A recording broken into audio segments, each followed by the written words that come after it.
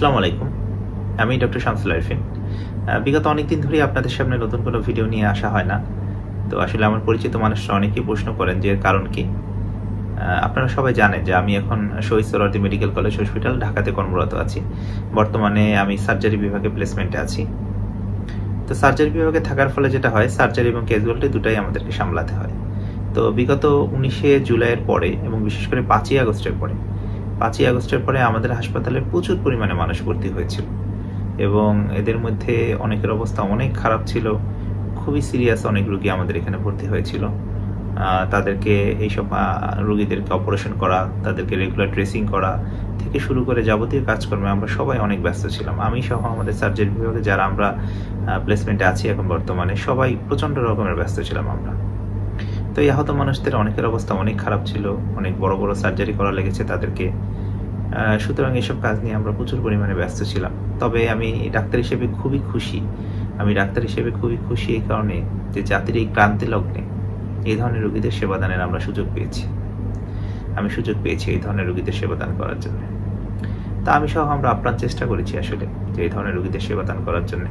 তা আলহামদুলিল্লাহ আমরা খুশি যে আমরা যতগুলো রোগীর অপারেশন করার সুযোগ পেয়েছিলাম তারা সবাই মোটামুটি বেঁচে আছেন। এদের মধ্যে একজন শুধুমাত্র রোগী আইসিইউতে যে মারা গিয়েছিলেন, বাকি ম্যাক্সিমাম রোগী সবাই মোটামুটি বেঁচে আছেন। তবে এটা সত্যি কথা যে এই ধরনের রোগীদের অনেকের এই ধরনের আহত রোগীদের অনেকের অবস্থা এতটাই খারাপ ছিল, এতটাই বাজে অবস্থা ছিল যে তারা হয়তো তাদের স্বাভাবিক জীবনে আর কখনোই ফেরত আসতে পারবেন না। পঙ্গু অবস্থাতে থাকতে হবে সম্ভবত। তারপরও বেঁচে থাকাটাও অনেক বড় একটা নিয়ামতের ব্যাপার।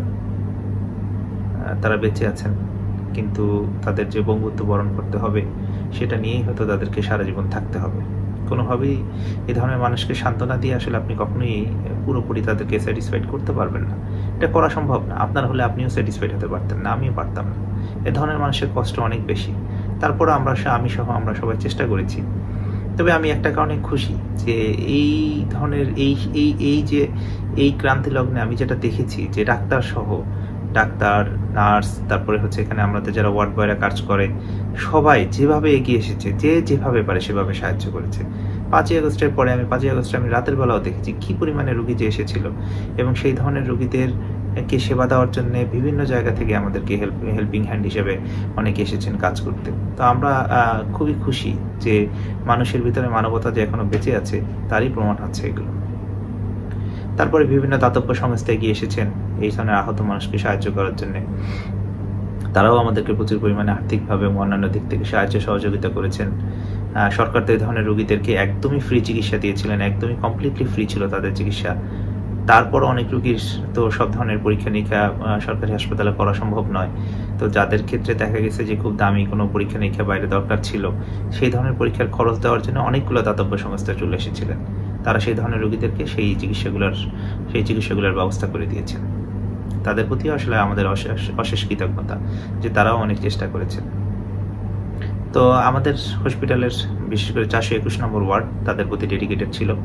এখনো কিছু রোগী আছেন যারা এখনো বাড়ি যেতে পারেননি, তারা আছেন।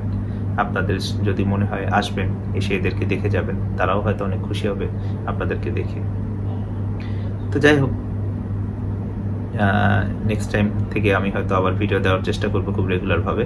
আপনাদের যদি সার্জারি বা ইউরোলজি রিলেটেড কোনো টপিকস থাকে যে টপিকস নিয়ে আলোচনা করলে আপনাদেরকে ভালো মনে হবে, আপনারা কমেন্ট সেকশনে অবশ্যই জানাবেন। ধন্যবাদ সবাইকে।